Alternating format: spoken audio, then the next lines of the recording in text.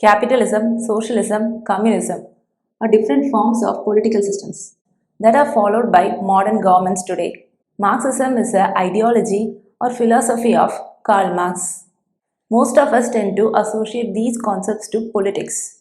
However, they are not mere political concepts. They are both social and economic concepts. Let me give you a rough example. Say your government brings a new political policy whereby you are able to make significantly higher income, which means your economic status increases, which in turn will improve your social status. So, these political systems are aimed at improving the social and economic status of people of the country. Capitalism. Today, it is most widely known as market economy. In case you are wondering what this symbol is, let me explain. This is the symbol of Indian currency, rupee. In Tamil, we call it rubai. In Hindi, it is called rupiye. Similarly, every country's currency is called by different names. For instance, American currency is called dollar. European currency is called euro. And this is a Hindi letter. That is Ra, Ru, Pa, Ya, A. Rupiye. Why Hindi? That's debatable. India's diversity creates so much problem. The capitalist society is one where the country's natural resources and the means of production are owned by individuals or capitalists. A capitalist is a person who owns lots of capital, that is money. He owns lots of money that he invests in business to make profits. It was the time when Britain was witnessing industrial revolution. Innovation, technologies, machineries were sweeping the British economy. They needed more people to work in their factories and industries. People from their colonies were employed to work in their factories and industries. The greed of the capitalists for more profits abused and exploited the people working in their factories and industries. The laborers were treated like slaves.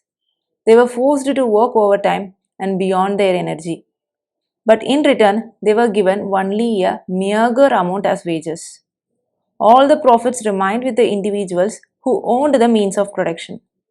They were not willing to share their profits with the working class, who toil all day in their factories.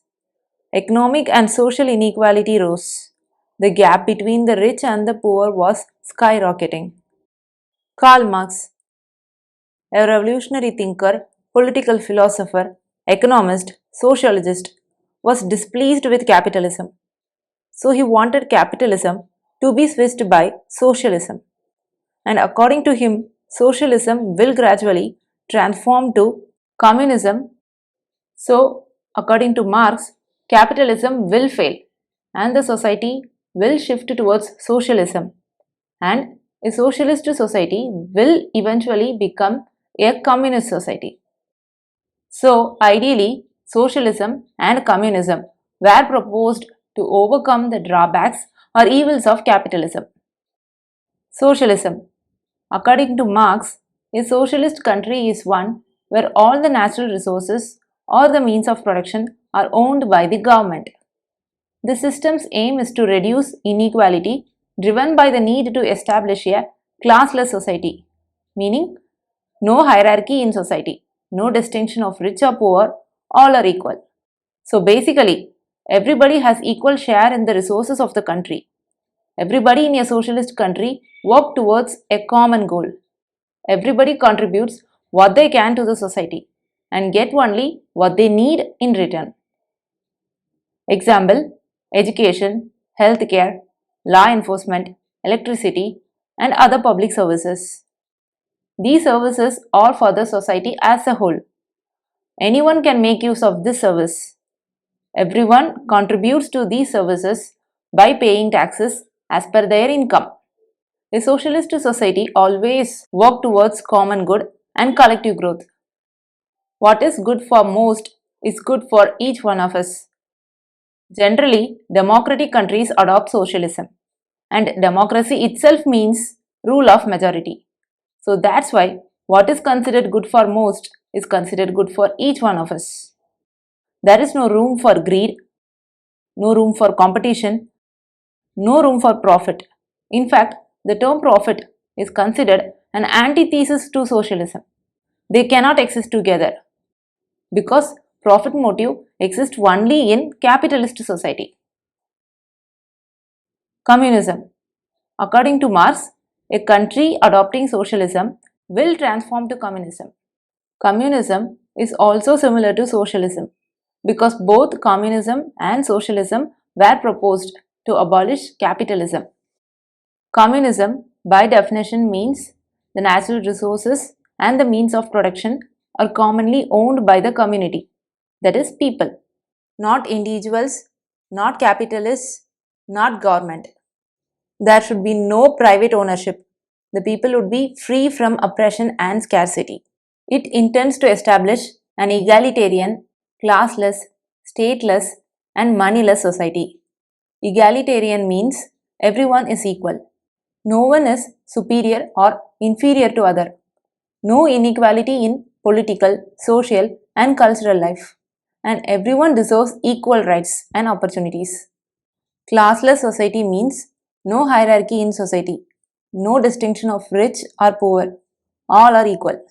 Stateless society means a society that is not governed by a state, that is, a government. And moneyless society means the economy does not have any money.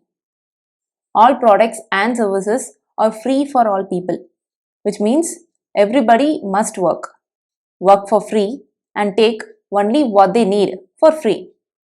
So basically, communism, according to Karl Marx, is a free society where all resources are owned and shared commonly by all, where there is no social, economic, or political hierarchy. Everyone must work and contribute what they can and take only what they need in return. There exists no need for government, so the government would fade away eventually. This is the real communism proposed by Karl Marx. So, when someone calls themselves a communist, what they mean is they favor equality, equality in rights and opportunities. They are against oppression and social and economic inequality. They think everyone should get everything they need. No one should be abused or exploited for others' need or greed.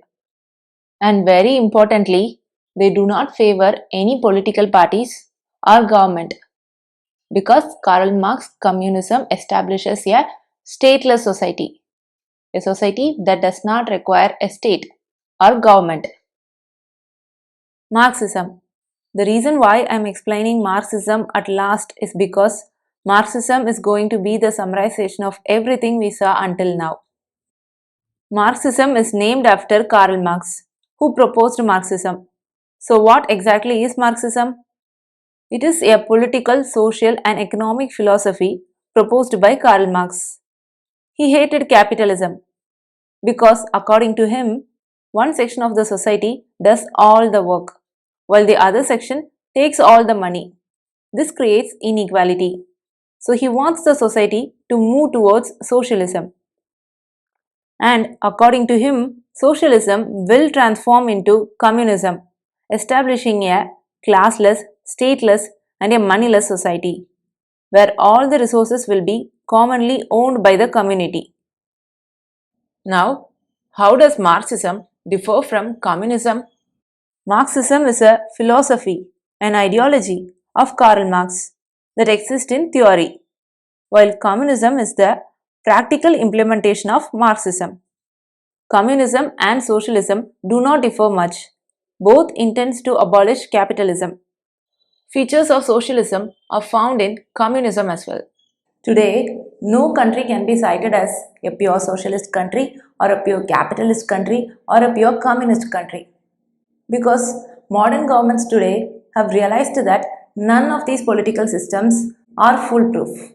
And these concepts seem so perfect, flawless, and amazing in theory. How about in action? Will they live up to its name? How do socialism, communism, and capitalism perform in the real world? That we will find out in next video. Stay tuned. That's it for today. See you in next video. Bye.